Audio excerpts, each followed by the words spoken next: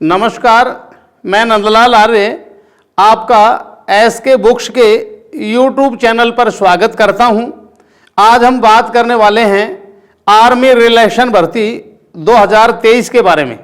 देखिए, ये हमारे एसके बुक्स की पुस्तक है जो अग्निवीर सामान्य ज्ञान वस्तुनिष्ठ प्रश्न इसमें दिए गए हैं और ये आर्मी की कलरक, जीडी, टेक्निकल, नर्सिंग व ट्रेड्समैन तथा अन्य सभी आर्मी से संबंधित भर्ती परीक्षाओं के लिए यह सामान्य ज्ञान की एक महत्वपूर्ण पुस्तक है। और इसी पुस्तक का इससे पहले हमने प्राचीन इतिहास के भाग फर्स्ट से 15 क्वेश्चन देखे थे और आज हम इसी गाइड से हम प्राचीन भारत के इतिहास से भाग 2 के महत्वपूर्ण 15 क्वेश्चन देखेंगे।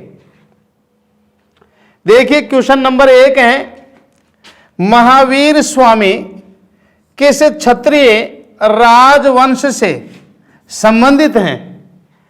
ऑप्शन ए में दिया गया है शाक्य वंश, बी में दिया गया है जात्रिक या ज्ञात्रिक वंश, सी में दिया गया है लिच्छवी वंश और डी में दिया गया है वर्धन वंश।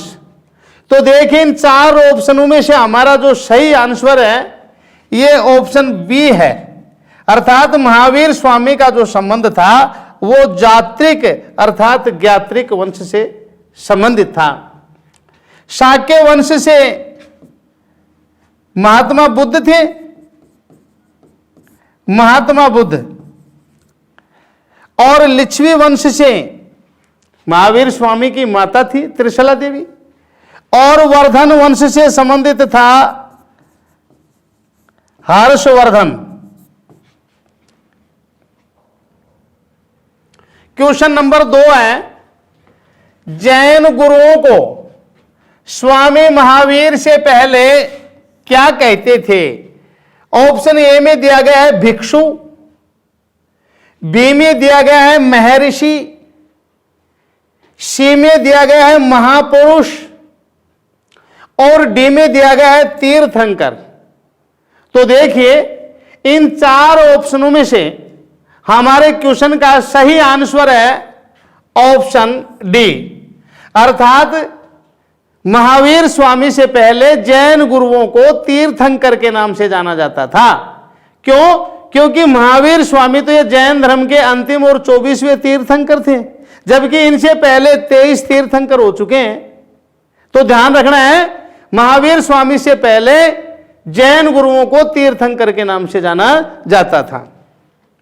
क्वेश्चन नंबर 3 है, निम्न में से किस स्थल पर सिकंदर की मृत्यु हुई? ए में पटाला है, बी में तक्षशिला है, सी में बेबीलोन है और डी में जेंड्रोसिया है। तो देखिए, इन 4 ऑप्शनों में से हमारा सही जो ऑप्शन है ये ऑप्शन सी है, अर्थात सिकंदर की मृत्यु कहां हुई? बेबीलोन में।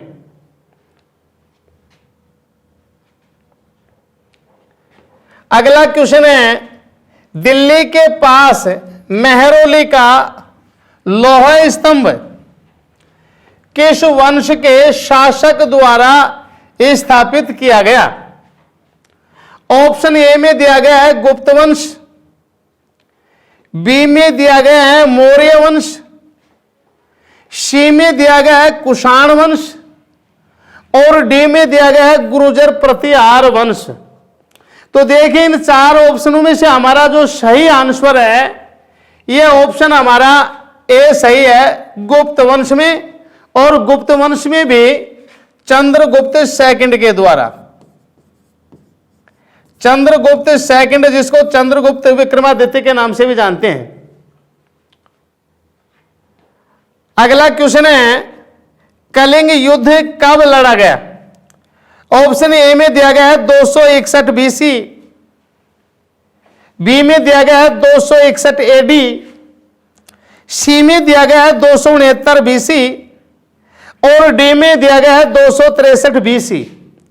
तो देखिए, इन 4 ऑप्शनों में से हमारा सही जो आंसर है ये ऑप्शन ए है हमारा 261 बीसी अर्थात 261 ईसा पूर्व, और यह कलिंग युद्ध अशोक के द्वारा लड़ा गया अंतिम युद्ध था। और इस युद्ध के साथ ही अशोक ने सदा सदा के लिए युद्ध त्याग कर दिया था और बौद्ध धर्म को अपना लिया था और एक राज्य शासन के लिए नई नीति को शुरुआत की जिसका नाम था अभिधम्ब नीति, धम्ब नीति जिसको बोलते हैं। अगला क्वेश्चन है, अशोक ने तृतीय बौद्ध परिषद कहां बुलाई थी?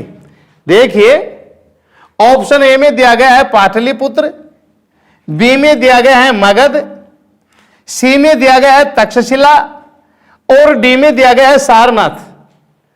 तो इसके लिए हमारा सही आंसर है यह ऑप्शन ए है पाटलिपुत्र, क्योंकि कुल 4 बौद्ध संगतियों का आयोजन किया गया है, जिसमें प्रथम बौद्ध संगति का जो आयोजन स्थल है यह राजगृह है, राजगृह जिसको राजगीर भी बोलते हैं।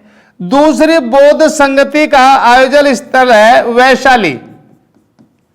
वैशाली और तीसरी बौद्ध संगति का आयोजन स्थल है पाटलिपुत्र, जो वर्तमान में पटना है। चतुर्थ बौद्ध संगति, तो देखिए चतुर्थ बौद्ध संगति का आयोजन स्थल था कुंदन, जो कहा कश्मीर में। ये जो राजगृह प्रथम बौद्ध संगति का आयोजन किया गया ये अजात शत्रु के काल में, और दूसरी जो वैशाली में आयोजित की गई ये कालाशोक के काल में, कालाशोक, और तीसरी बौद्ध संगति का आयोजन जो है ना अशोक के काल में, और चतुर्थ बौद्ध संगति का जो आयोजन है ये कनिष्क के काल में किया गया था, कनिष्क के काल में। तो ध्यान रखना है तीसरी बौद्ध संगति का आयोजन स्थल कौन सा है? पाटलिपुत्र है। अगला क्वेश्चन है, गुप्त राजवंश किस लिए प्रसिद्ध है? ऑप्शन ए में है कला एवं साहित्य, ऑप्शन बी में है साम्राज्यवाद, ऑप्शन सी में है राजस्व एवं भूमि सुधार, और ऑप्शन डी में है साहित्य। तो देखिए इन चारों ऑप्शनों में से हमारा जो श्रेष्ठ आंसर है ये ऑप्शन ए है, कला एवं साहित्य। अर्थात कला एवं साहित्य के लिए गुप्त राजवंश को जाना जाता है। क्वेश्चन है 8 नंबर हमारा अगला, गुप्त वंश का संस्थापक था।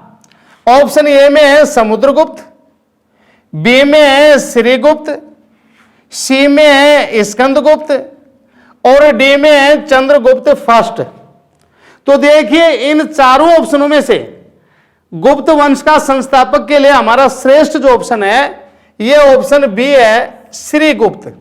लेकिन यहां ध्यान देना है, यदि क्वेश्चन पूछा जाता है कि गुप्त वंश का वास्तविक संस्थापक कौन था तो चंद्रगुप्त फर्स्ट होगा, वास्तविक संस्थापक चंद्रगुप्त फर्स्ट होगा। और सीधा इसी तरह से पूछता है कि गुप्त वंश का संस्थापक कौन था तो इसके लिए हमारा उत्तर क्या होगा? श्रीगुप्त। समुद्रगुप्त को तो जो है ना गुप्त काल में भारत का नेपोलियन कहा जाता है। क्वेश्चन नंबर 9 है, भारतीय नेपोलियन किसे कहा जाता है? तो देखिए ऑप्शन में है चंद्रगुप्त मौर्य, ऑप्शन बी में है चंद्रगुप्त सेकंड, ऑप्शन सी में है समुद्रगुप्त, ऑप्शन डी में है कोई नहीं। तो देखिए भारत का नेपोलियन कहा जाता है समुद्रगुप्त को, अर्थात इसके लिए हमारा ऑप्शन सी सही है। क्वेश्चन नंबर 10 है, किस वंश के शासन को भारतीय इतिहास का स्वर्ण युग कहा जाता है? ऑप्शन ए में है मौर्य, बी में है कुषाण, सी में है सातवाहन और डी में है गुप्त। तो देखिए इन चारों ऑप्शनों में से हमारा जो श्रेष्ठ ऑप्शन है यह ऑप्शन डी सही है, गुप्त काल को। अर्थात भारतीय इतिहास का स्वर्ण युग कहा जाता है गुप्त काल को, जिसमें काफी कला और साहित्य की वृद्धि हुई है। ये जो मौर्य वंश है ये तो भारत का प्राचीन राजवंश है, और कुषाण वंश का जो महान शासक कनिष्क था जिसने भारत में शुद्ध सोने के सिक्के चलाए थे। अगला क्वेश्चन है, चीन का प्रसिद्ध धार्मिक विद्वान ह्वेन सांग किसके शासन में भारत आया? ऑप्शन ए में है हर्षवर्धन, बी में है समुद्रगुप्त, सी में दिया गया है कनिष्क और डी में दिया गया है चंद्रगुप्त।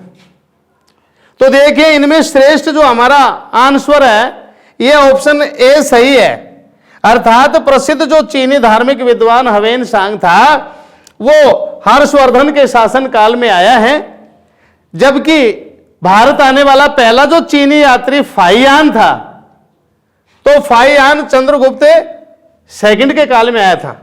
ध्यान रखना है, प्रथम चीनी यात्री फाइयान ये चंद्रगुप्त सेकंड के काल में आया था, चंद्रगुप्त सेकंड के काल में, ध्यान रखना है। और ह्वेन सांग हर्षवर्धन के काल में।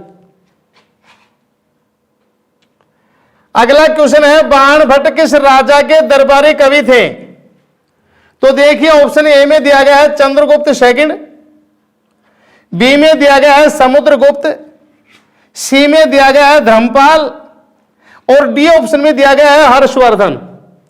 तो देखिए बाणभट्ट जो है किसके दरबारी कवि थे? ऑप्शन डी सही है, हर्षवर्धन।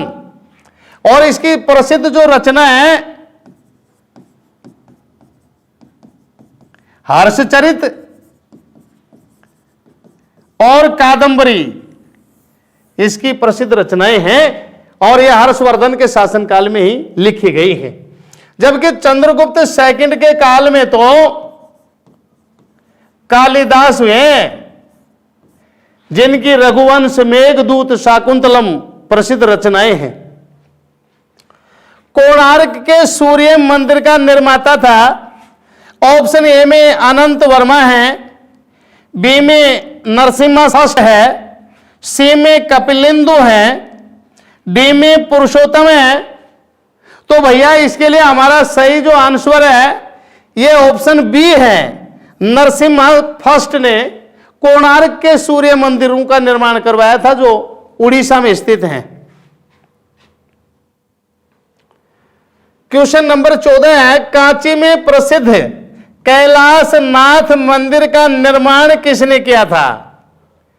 ऑप्शन ए में है महेंद्र वर्मन फर्स्ट, बी में है नरसिंह वर्मन सेकंड, सी में है नंदी वर्मन सेकंड और डी में है दंती वर्मन।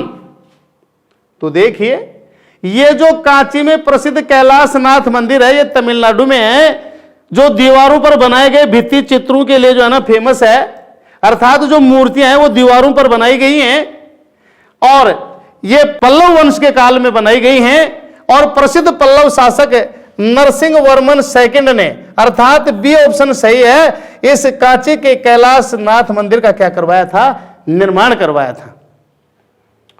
अगला क्वेश्चन है, राष्ट्रकूट साम्राज्य का प्रवर्तक था? ऑप्शन ए में दंती दुर्ग, ऑप्शन बी में अमोघ वर्ष, ऑप्शन सी में गोविंद थर्ड, ऑप्शन डी में इंद्र थर्ड। तो देखिए इन चारों ऑप्शनों में हमारा जो श्रेष्ठ ऑप्शन है, सही आंसर है, यह हमारा ऑप्शन ए है, दंती दुर्ग। अर्थात राष्ट्रकूट साम्राज्य की स्थापना किसने की? दंती दुर्ग ने। इस एग्जाम के लिए एस के बुक्स सभी शॉप्स पर और ऑनलाइन भी अवेलेबल हैं। अगर आप ऑनलाइन लेना चाहते हैं तो उसका लिंक डिस्क्रिप्शन बॉक्स में अवेलेबल है। इस चैनल पर हम इस आर्मी भर्ती और अन्य सभी भर्तियों से संबंधित इंपोर्टेंट जानकारी और स्टडी मटेरियल भी उपलब्ध कराते रहेंगे। तो इस वीडियो को लाइक कीजिए, चैनल को सब्सक्राइब कीजिए और अपने दोस्तों के साथ शेयर भी कीजिए। मिलते हैं अगले वीडियो में। जय हिंद।